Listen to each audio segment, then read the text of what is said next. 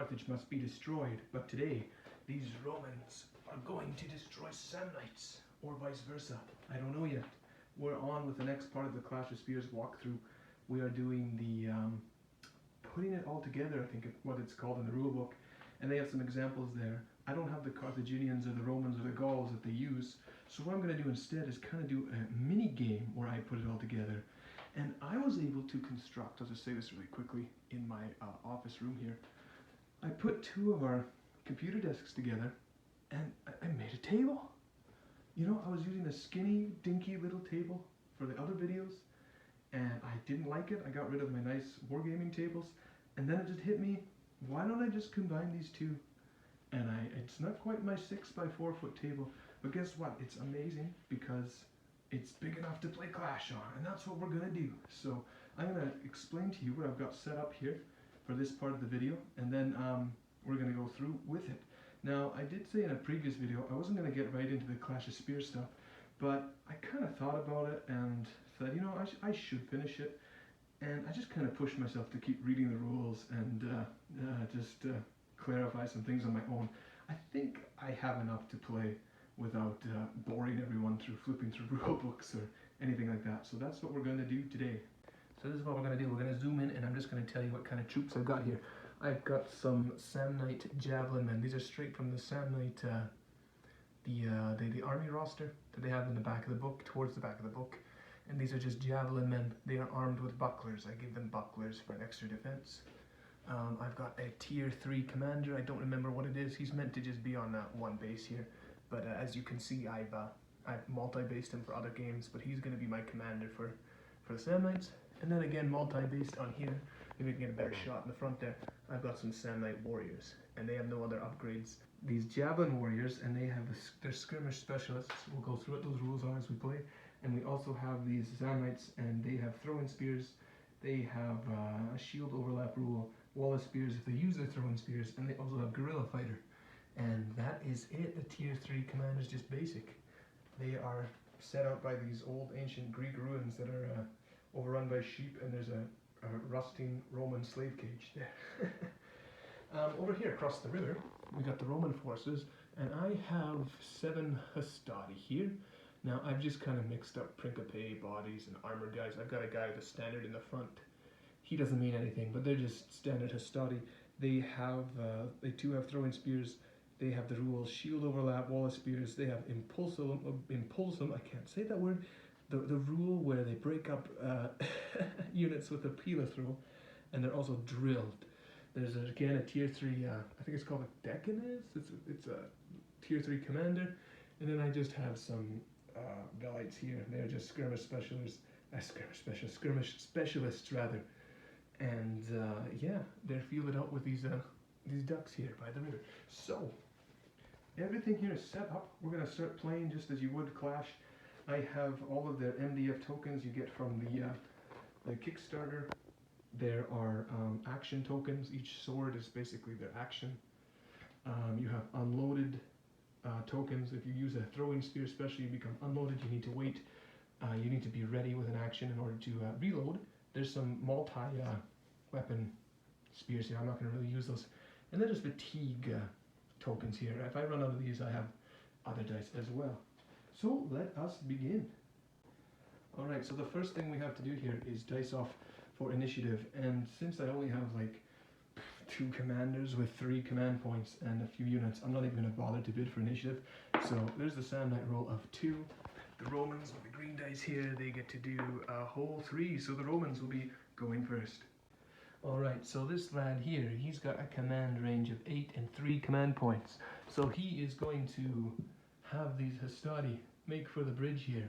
So they're going to use their first action to move to the bridge. And since I'm just solo playing, I'm not gonna worry about. Well, at this point they're so far away, I'm not gonna worry about counter reactions or reactive phases. But they're going to use their actions to get as far across of that bridge that they can there. So I'll just move them up. They move 4 inches per move, and that's what they're going to do. So you can see here they had to use all 3 of their actions just to move right up to the bridge. And because they used all that action, it is all open ground here, I've determined. And because they're, I think their save is 4 and up, I believe they're going to have 1 fatigue. Yeah, it says here that on this this chart here that they do get a fatigue point for that movement going up there. So they've got a fatigue on them for that one extra, that third move going across open terrain and having heavier armor. Alright, so he's going to, this Roman guy over here, he's used 1 command point already, moving up to the bridge. This Samnite commander, he's going to use an activation point. He's going to activate these skirmishers, he's going to activate them, and he wants to move them up through these ruins here and out the other side. I haven't really determined that these are rough terrain or anything like that. I should use my brain. Maybe I shouldn't do that. You know, I'm going to move these skirmishers up to the road here, and I'm going to attempt to throw at them with 3 actions. So I'm going to move them a bit and see what happens. So I use the first action there to run up to the end there. I'm not going to react with anything because they're so far away, but these guys have moved once, so that would be, I guess, 1 action. And then they're going to use a second action. They're going to throw stuff at these Romans here. So, and then it's going to cost them a fatigue, but we're going to throw at them and see what happens. It actually wasn't in range to throw, so what I'm going to do instead is I'm actually going to not continue on and count that as their move. And they're just going to have the 2 action tokens on there, and then they're going to end their turn. Now it jumps back over to the Romans here, and the Roman, he's going to use his second command point, and he's going to order these velites to get up in the river there. I'm just going to move them. There's going to be no reactions yet, but when we get closer, we'll do some reactions. Alright, so I move these guys into the, it took 2 actions to move into this rough terrain here. They don't have to take any fatigue because they're 6 and up armor save troops, so they're good. So far, the Romans have kind of taken this bridgehead here. These guys are kind of stuck in some rough terrain, but they're lighter. I think they'll be okay there. Romans have been on solid ground. They just moved a lot. And now it's his turn to move. He's going to use his CP point, and he's going to actually, we'll activate the Samnites here. These guys are in open order, by the way. They're in a loose formation. I haven't put them in close formation yet, but he's going to give them the go, and he's going to say, all right, let's see if we can pepper these guys with something. Let's see what we can do. So their command point, they are going to move up 4. It's about 4 there, and I'm actually going to have them form into what's called the close formation. Okay, so I put these guys into close formation. That would have taken 2 action points for them on their part, and that would be it for the Samnites' turn. Who's taking a fatigue here now? These guy back here has 1 more command point, and he's just going to move himself. I think he also moves 4, but I'm just going to have to double check that. But he's going to move up behind these guys, and I think I'm going to keep the commander back there. So let's see. Alright, so he just used his last command point on himself to get up behind his unit and his buddies there. So this is what it looks like after the first turn. These Romans are kind of taking this bridge and defending it here, where these Samnite warriors are approaching them. These guys are right now in a closed formation. Those guys are still in kind of a skirmish mode. So now the next phase would be to take off action tokens and see if anyone has any fatigue loss. So far, you're going to remove all the action tokens at the end of the recovery phase. These guys move all 3, but they have 1 fatigue, which they're going to keep on. So I think they're going to hang out there for a bit. A little tired from doing that move. And the other guys here didn't have any fatigue gained at all, at least from what I've reckoned. If I've made a mistake, please let me know. But yeah, that's basically the first move there. Now we're going to go on to the second turn, because the victory conditions here is just to destroy each other. Let's do this. Destroy the enemy units minus the commanders. The commanders can do whatever. So now we're going to roll for initiative. I believe it's initiative again. So we got a 6 from the Romans and a 2. So the Romans are going to choose to go again first here. Oh, I should say that both commanders have also replenished their command points. They're both at maximum. So let's see what these Romans are going to do here. Alright, so these guys are going to use their command point, and they're going to do a throw. They're going to, I think they got line of sight directly at those guys in the shield wall there. So, alright, so to even command these guys to throw, I do have to do an activation test. They have 1 fatigue. The 1 fatigue does not affect their any grit saves or anything like that. So this is just a 2d6 roll, because they do have the 1 fatigue, and I need a 4 and up in order to command. At least one of these guys have to be at a 4 and up. And oh, they didn't get it, so what does that mean? I better look it up. Alright, so obviously that these guys, they didn't want to listen. They're too tired from that little march up the bridge. They're hastati, they don't know what they're doing. So they're resting because they failed that test there, which means this fatigue point is gone, but they get an action point. Now, from my understanding, you can either activate rest or pass. I guess they're not moving again this turn because that was one command point. We'll see what happens though. So they tried to move, they failed. It's now the Sand Knight's turn. So yeah, that was pretty funny. What we're gonna do is we're actually going to, we're gonna throw things at these. I think this time we're gonna throw something at these Romans here. So he's gonna use a command point, and this is their first move. The first move this time is going to be throw, and this time I'm pretty sure they can make it. So these guys don't get any reaction because it is their first move. So they're going to throw here, and I'm just going to measure it out again and see what happens. Alright, so these guys this time, their first action here, I should put the action token beside it. This time they actually throw at these Romans here, and they will have a fatigue from a throw. I do have to check if Skirmish Specialist does anything for that, and exactly if it's this, I forget if it has a short range or a long range, but we'll take a look. So I guess here, I'm doing a lot of flipping through. This is the part where I have to really flip through the book. They moved, I should have put that fatigue on after the action's done, but just so I remember it's there. These guys move up 2 inches, they're going to throw at them. They're a loose order, I'd say they'd be able to see everyone in the unit. So I'm going to give these guys 8 attacks, 8d6 against these Romans here. So there's 8 dice, and they're going to roll, and I'm just going to quickly check. So you've got 8 dice here, and I'm thinking that all 8 guys can see in there. I don't see why they couldn't. Maybe these guys are like behind the wall or something, but I'm going to say that they can all see the unit. I got 8 attacks here. Their range value is 5. I think that's right, but let's roll and see. So anything 5 or 6 means it's going to hit the Romans. Did we roll any? Oh yeah, look at that. We got 1, 2, 3, 4. We got 5 hits on the Romans there. 5 from the ranged attacks, and there's not enough fatigue to affect its no modifiers on that. So let's see what the Romans have to do. So these guys weren't even in any formation. They're just open order. So their shield overlap and their wall of spears don't even give them anything. So we got 5 hits here from these guys. These guys will definitely have to take a morale test, but they do have to save on 5 dice here. Now they have a save of 4 and up, is it? I think so. Let's grab a sheet here. Yeah, their save is 4 and up. So let's see if any of these guys die. We'll go on. Ooh, that's not so good. So these didn't roll. 3 of them didn't save. They only saved 2 of them. So that means 3 of these guys are dead. So yeah, these Romans just lost 3 dudes. That's not good. We'll put them back here. So 3 casualties just from Javelin, man. That's what you get for not going in closed order and trying to take that bridge right away. And that was their first action too, so that's very dangerous. Yeah, that's, I guess, true. Throwing at close range like that could be devastating if you're not ready for it. So these guys took 3 wounds. I know they'll have to take a morale test. So I'm going to have to see what their modifiers are here, what happens. This unit took a hit, so that'd be 1d6 on their morale test. They also took 3 casualties. Those 3 casualties are also part of their morale test. I'm going to use a command point before I roll these, because that was from a ranged attack, to add in another dice here, and then when I roll, if there's a fail, I can eliminate one of the bad results. Basically, it kind of raises your chance to not have as much fatigue added on after. And I think after that attack, it might be important to see if these Romans here are going to be hurting. So Hastani have a grit of 4. We're going to roll these 5 dice here. 1 is from the morale test, the 3 are for casualties, and 1 is from this command point the commander threw in. So they're 4, they need 4 and up. The fatigue they have currently doesn't affect them.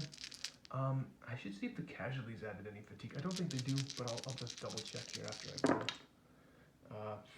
I'm just going to say that's 3. So, yeah. 1 save. That's not good, because it's 4 and up. But I'm just going to see 1 roll here first. Okay, so those are rolled there. And I added a CP there. It does say that this 1 dice can replace, I guess, a failed result.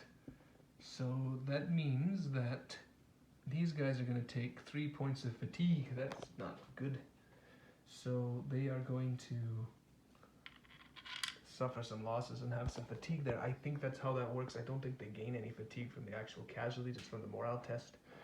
But yeah, they just took 3 points of fatigue, and he used a command point to do that. So he's only got 1 command point left. Well, this guy has 2, and that was their first move. So they're not going to do anything. They took the action point and the fatigue from throwing. They also are not unloaded because javelins are simple weapons to throw, so that's kind of deadly. It's going to be this guy's turn here now, and he's going to have to react with the Velites, or not react, but it's his action to act with the Velites. Using his last command point here, he's going to do the exact same thing. Now, I know these guys throwing javelins may not be smart into those poor lads over there. You know, though, logically speaking, if you're playing to kind of defend things here, he may not want to act because why? Because he may want to react to those guys in case they charge forward and try and do some damage here. So I think the more logical thing for this guy to do in this kind of situation would be to he'd want to, I wonder if he can rally. I should check that, but I'm thinking I either throw something or I rally. Let's see what he can do. No, I don't think he can rally them, but so he's going to command them. I'm going to risk it just so I can get through it's just a demo game. So these guys are going to throw right back at these guys because I know these guys have shield overlap. It's going to be hard to hit them when they're in close formation. These guys are skirmish specialists, but maybe I can get some fatigue on them. So that's what these guys are going to do. They're going to move their 2 inches up, and they're going to throw their attacks right at the our friends over there. And these lads are just in range. They're going to have 6 attacks here with their javelins. 1, 2, 3, 4, 5, 6. They also hit on 5s and up, so that's what we're going to do there. Now these guys are skirmish specialists, so I'm going to have to figure out, there's a dice there, I won't count that, but those are skirmish specialists, so they do get a rule. These guys throwing are going to be 5 and up as their range value, and they get 1, 2, 3 hits in there. Okay, so I'm just going to see what happens with the skirmishers there quick. So these javelin men are skirmish specialists, so they actually get a +1 to their save against these 3. They're normally 7 and up. I gave them a buckler, but bucklers only are useful in melee. So they're 7 and up, but because they're melee specialists being hit by skirmish weapons, they're actually going to be 6 and up for saves, and that's 3 dice there. So better than nothing. They will take a morale test though, because they did take some hits. So let's see, 6s and up. Ooh, they rolled nice there. They saved 1. And that's going to be 2 wounds on them. So we're going to take 2 of these Samnites off, and we got to make sure that they don't take from the front. You don't want to keep the distance too far away from the enemy. You don't want to lower that distance. So those guys took 2 wounds there.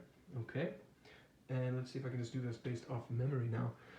They took 2 wounds there, and they got hit. So even they get hit, they take a morale test, right?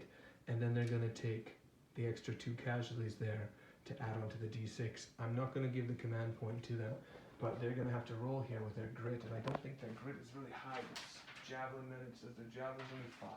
So on these 3 dice for the morale test, they need a 5 and up, not a 1. So these guys are going to take 3 points of fatigue from that. And I'm just going to flip out one of these to make it 4, because that would be their total.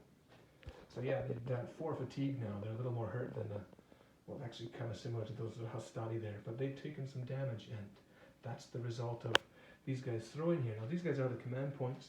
He still has 2 command points because he tried to shove a command point into the morale save here. So what we're going to do now is we're going to order these lads in their formation here, their tight wall formation. They're just going to use the 2 command points to move forward on open ground terrain. You know what I'm going to do? 1. Just push these guys up 1, edge closer to these guys.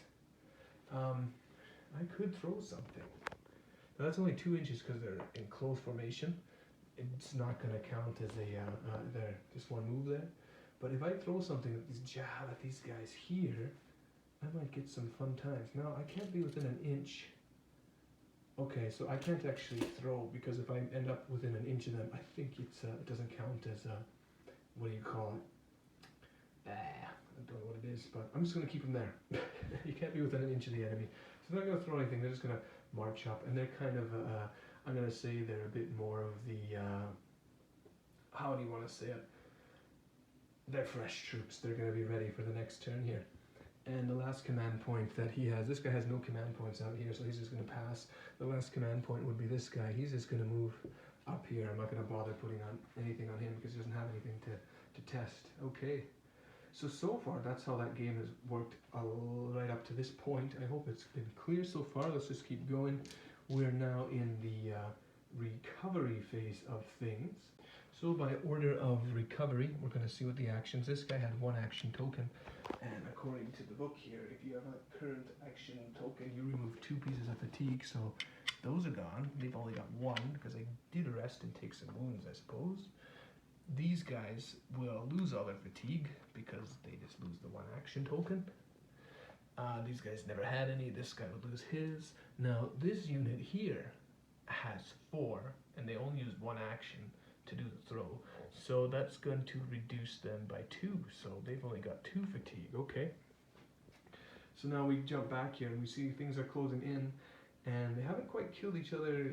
Well, I shouldn't say that, these guys kind of hurt each other a bit, but yeah, they're still going, and we're on to the next turn here.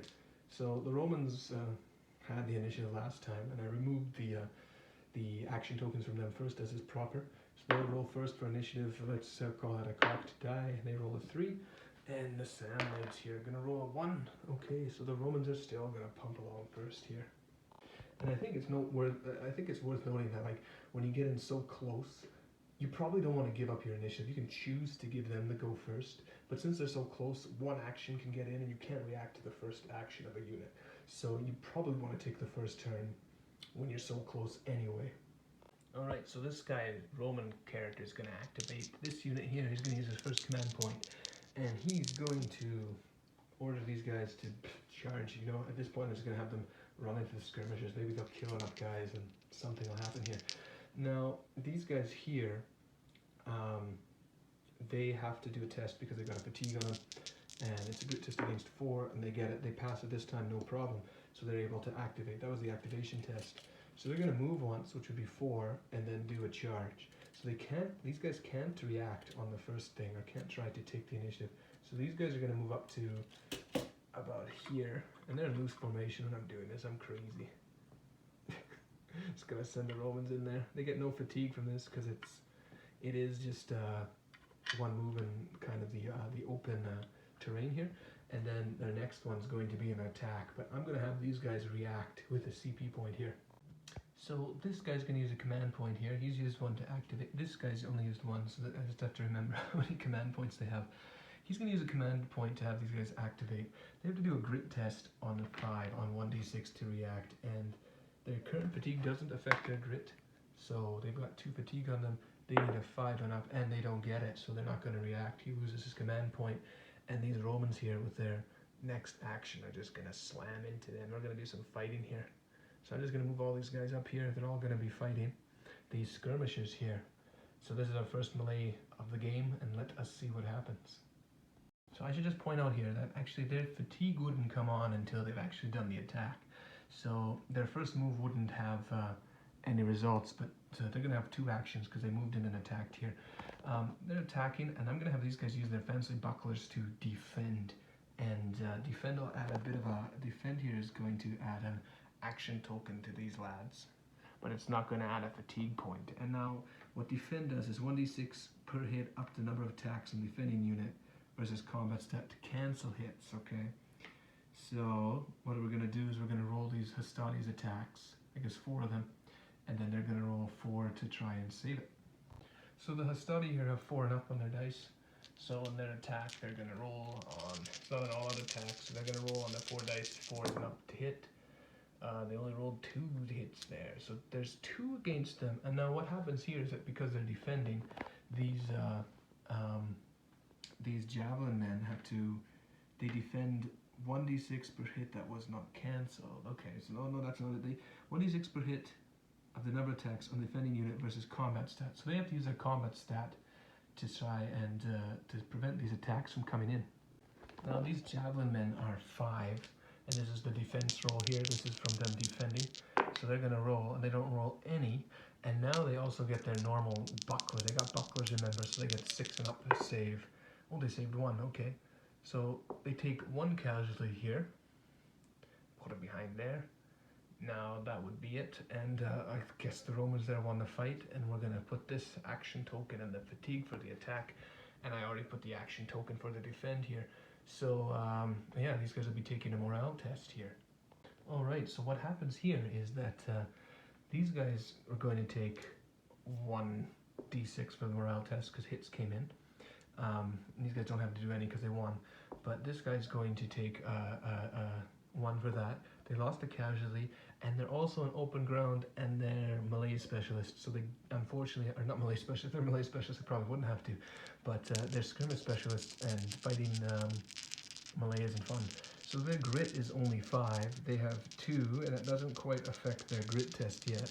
So they need to get 5 and ups here, or else they take more fatigues, and they saved 1, and they're going to take 2 more points of fatigue here, and they also lost. So they're going to retreat 1 inch.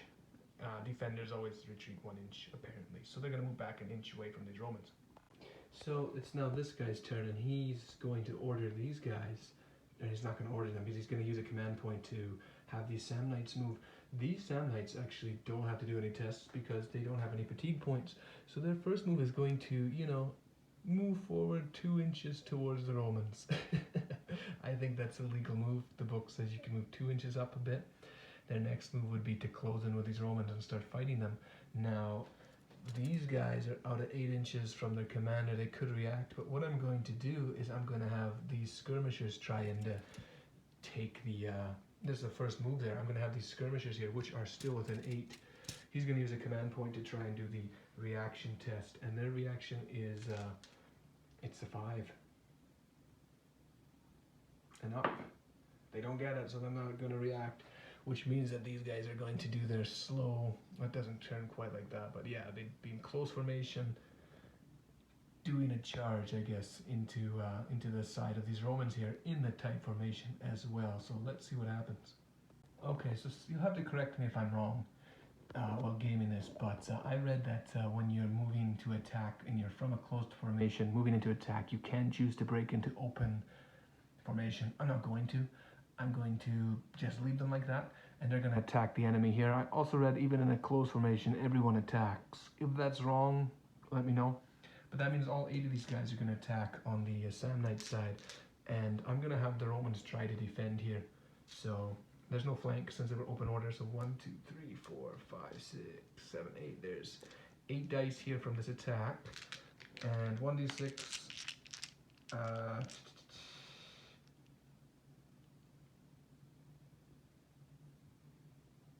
Okay, yeah, there's no bonuses here. So these are, I think these guys are just 4 and up on their combat, and they're gonna roll here. They have a higher initiative. Well, they don't, I guess, but they got some bonuses there. But I'm just gonna do 4 and up, and they get a bunch here. Yeah, they got 4 hits at least here. So the wall of spears here with these 4 attacks doesn't really do anything for these guys. If they were being attacked, it would. Their shield overlap right after. But the Romans here, they do have to make, they are defending, and they're going to have to use their combat stat to defend these 4 hits. These 4 hits are also, they are going to be modified by the Romans 2 fatigue here. They have 2 fatigue, so that means it's going to be -1. Their normal combat for a study here says, hey, study at 4, yeah, so I'll study here at 4, and it's going to be -1 because of their fatigue at 2.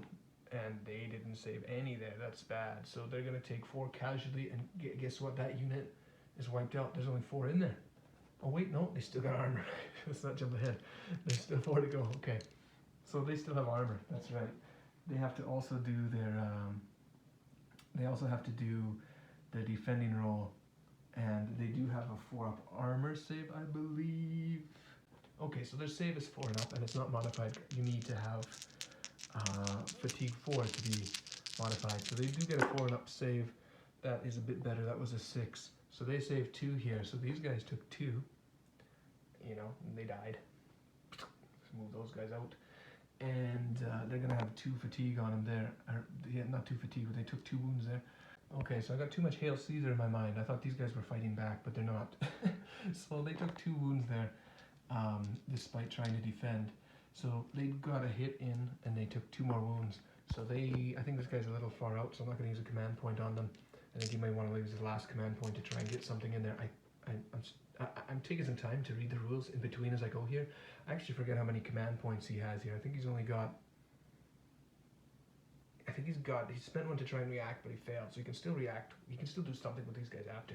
So these guys are going to have to do their morale test. They lost 2 guys here for sure, and yeah, they are going to see what happens. Their grit is currently not modified yet. They still only have 2 fatigue, so they still can do on a 4 and up save things. They didn't save any, which means that they are going to be taking 3 of these fatigues here, and actually this unit here behind him also has a fatigue. However, I am reading here that if fatigue is higher than 2 times of the models, remove unit from the table. And right now there's only 2 models in that unit, and you can see here that their total fatigue is high, so these guys are dead. So they'd be removed because they just simply got too much fatigue for that size of a unit. And these guys attacked, so they would still have the fatigue, and that was 2 action points too that they got on them from that attack. Okay, so it's not looking good for the Romans here. They lost the Hastati unit. So, well, and you know what? I do kind of want to finish the game, but at the same time, it's like 3 a.m. here. So I think I'm gonna call it quits and just say that the Romans lost because their Hastati unit was out, and we'll just say that these guys ran away.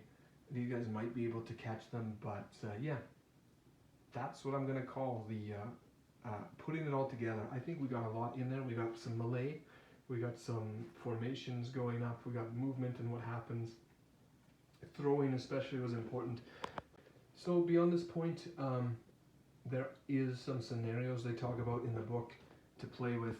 I may do some of those scenarios later, but I think the next part of Clash of Spears that I do will be more so the building your warband part. So I think there's going to be one more part that we'll do a walkthrough with the rulebook in, and it's just going to be me talking about warbands and looking at them briefly.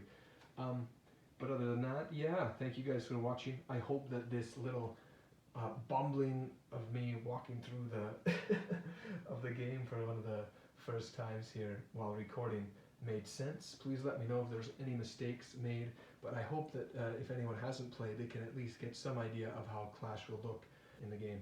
So thank you all for watching, and we'll see you next time.